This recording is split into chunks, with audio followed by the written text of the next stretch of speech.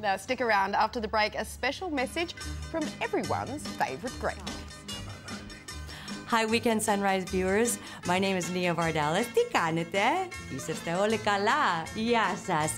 So our chat with the star of My Big Fat Greek Wedding is after this with Jabba. He should be a star of the show.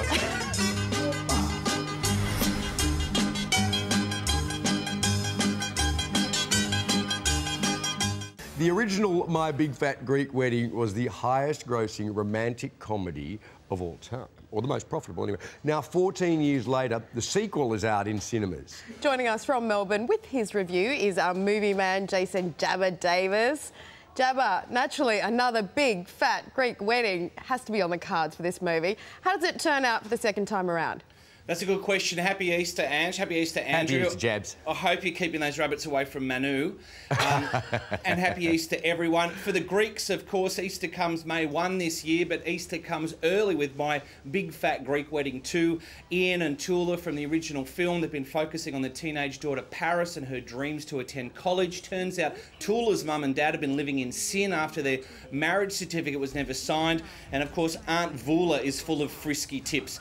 The star and writer of My Big Fat Greek Wedding 1 and 2, Nia Vardalos, tracked down under to tell us more.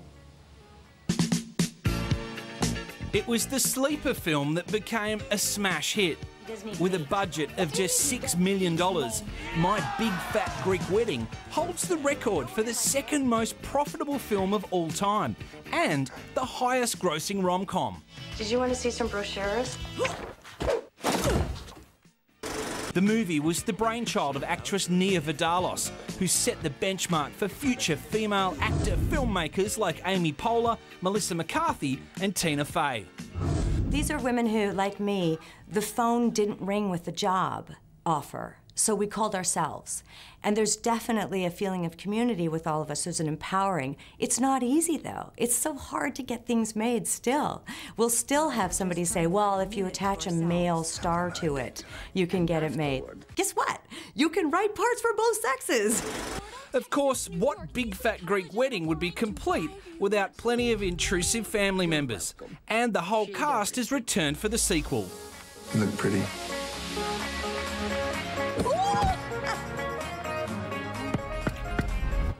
What are you doing? Dad! And my family is still too close. Parents deserve a sex life, too. Everything that I write comes from my real family. I take pieces of them all and just sprinkle them, and I change aunts and uncles and just give everyone different names. But I definitely, all you have to do is spend 5 minutes with my parents and know that My Big Fat Greek Wedding 1 and 2 are documentaries. 14 years after the original, Nia now has a family of her own since becoming a mum. And once again, her family life has found its way onto the big screen. Why aren't you in Greek club? Every day of my life is Greek club. As a mum, this is a hot topic in Australia. Dropping your daughter off to school wearing PJs, is that allowed? It is allowed, and I've done it, and I fought very hard not to wear any makeup in the opening shots of the film because that's what I look like when I shuffle into carpool. And in my pajamas and drive my daughter to school, that's what I look like. So I say dropping off your child in your PJs, it's a necessity for all of us working parents. Who says a woman has to be married? You. All our lives. The wedding is on!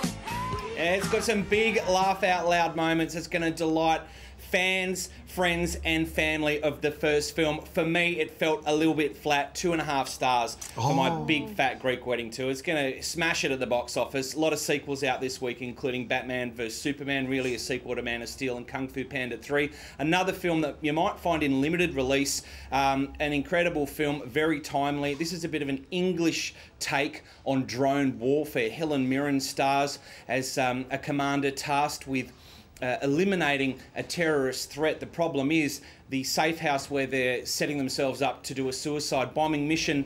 There's a young girl selling bread out the front of the compound, so they need to make the decision, do they take out this target and risk collateral damage, or do they stand by and watch as something much graver happens? This is an incredible real-time, edge-of-the-seat thriller, a riveting real-time terrorism thriller, huge top-shelf cast, 4 stars, eye in the sky. Do catch that if you can this week. We were horrified, Jabs, that Jesse from Breaking Bad was operating the gunship there. Aaron Paul does a great job. In fact, it's quite different to Good Kill, which was a film starring Ethan Hawke last year about US drone warfare. So real must-see film, that one, very timely. Hey, Jabs, thanks for that. Happy Easter to you. Happy Easter, guys. See you, Jabba. Now, don't go anywhere. Weekend Sunrise is back in a moment with a very special guest. Just get ready for work, work, work, work, work, work. You see me, I be work, work, work, work.